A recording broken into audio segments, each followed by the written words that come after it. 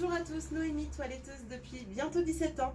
J'exerce depuis bientôt 2 ans dans mon camion de toilettage. Vous m'avez peut-être déjà rencontré sur les routes du Loiret et du Loir-et-Cher.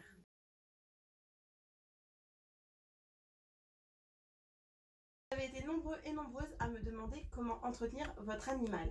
Donc pour ceci, vous allez prendre votre chien, que ce soit un Spitz ou bien encore un Yorkshire, mais encore qu'il soit grand ou petit, peu importe, il faudra de toute façon le démêler. Mais pour ma part, j'ai choisi de vous montrer aujourd'hui le toilettage d'un Spitz. Pique, ni, douille, ce sera toi l'andouille. Désolé doudou. Après avoir pris votre chien, vous devez vous équiper d'un spray démêlant, d'une brosse, d'un peigne. Comme vous allez pouvoir le constater, Nini a plein de bourres. Donc on voit pas très bien sa peau alors qu'on devrait la voir.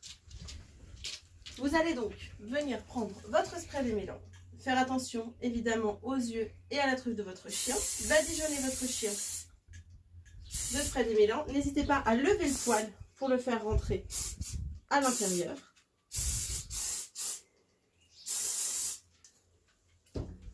Vous allez prendre votre carde, lever le poil de votre animal et venir brosser la base de sa peau sans trop frotter pour ne pas abîmer la peau.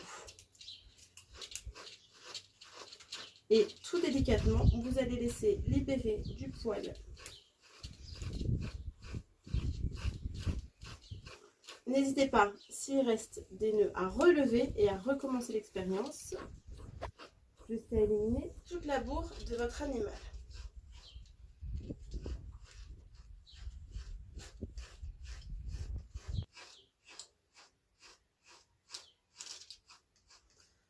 Alors, je vais vous faire voir également la queue, car chez Nini, il y a quand même pas mal de bourre.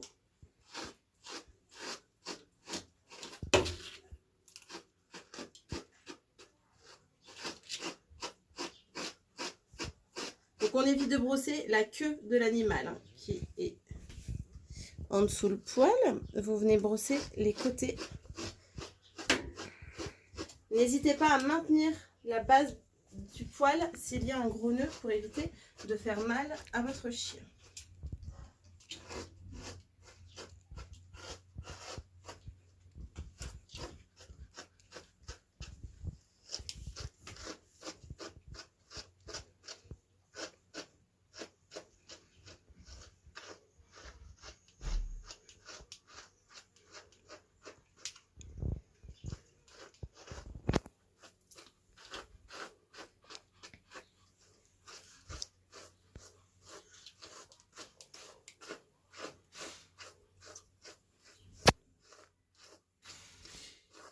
Une fois le poil mort bien retiré, vous allez pouvoir prendre votre peigne et venir peigner la queue de votre animal.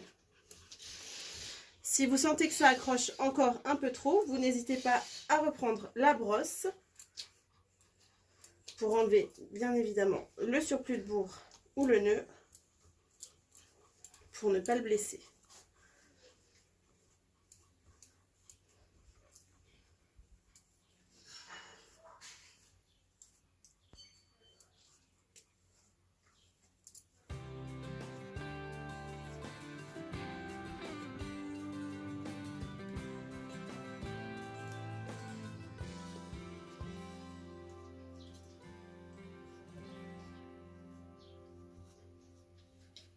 Vous allez pouvoir continuer à brosser le reste de votre chien. Attends, ma ligne. Mais non, un peu de courage.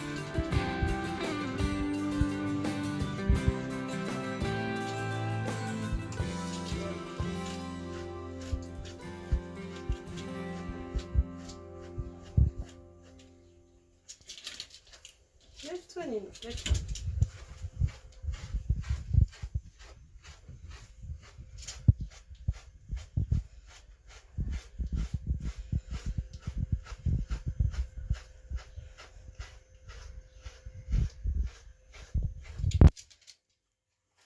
N'hésitez pas à enlever le poil mort qui se trouve à l'intérieur de votre brosse pour pouvoir aller plus en profondeur. Voilà, allonge-toi si tu veux. N'aie pas peur, n'aie pas peur.